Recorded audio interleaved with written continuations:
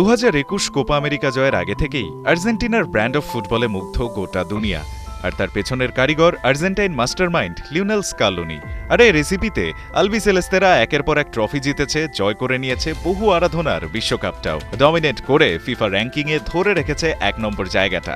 টানা সাফল্য পেলেও আকাশী নীলদের মাস্টারমাইন্ড এই কোচ এবার চান দলটার ভবিষ্যৎ সাফল্য নিশ্চিত করতে। আর তাই এবার আভাস দিয়েছেন দলের স্বার্থে কঠিন কিছু সিদ্ধান্ত নেওয়ার।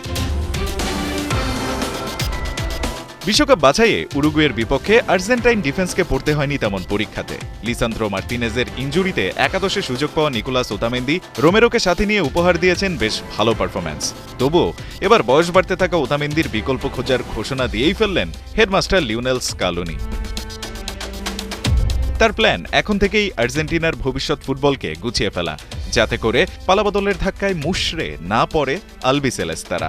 সে লক্ষ্যেই সময় আর সুযোগ পেলে এখন থেকেই দলে তরুণদের খেলার সুযোগ দিতে চান আর্জেন্টাইন এই কোচ। নতুন খেলোয়াড় আনতে দল থেকে কাউকে বাদ দিতে হবে, যদিও তারা পরিবর্তন আনার মতো কোনো বিকল্প আমাকে দিচ্ছে না, তাই এটা কঠিন হবে। তবে কোনো একটা পর্যায়ে এটা হবেই, কারণ সবারই বয়স হচ্ছে এবং নতুন মুখ আসবেই।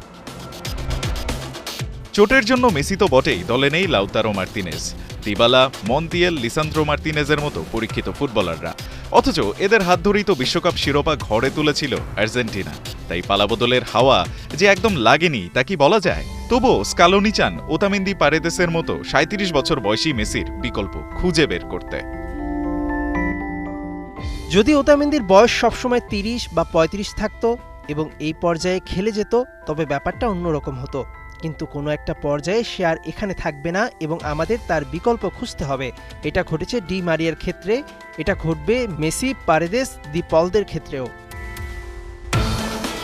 যেমনটা আভাস দিয়েছেন সেভাবে সিনিয়র ছাঁটাইয়ের এই ফর্মুলা যদি আর্জেন্টাইন কোচ একবার কাজে লাগাতে শুরু করেন, তবে বুকে পাথর চেপে আকাশী নীল সমর্থকদের অপেক্ষা করতে হবে মেসি, পারেদেসদের বিদায় দৃশ্য দেখার। রায়ান আহমেদ, ৭১।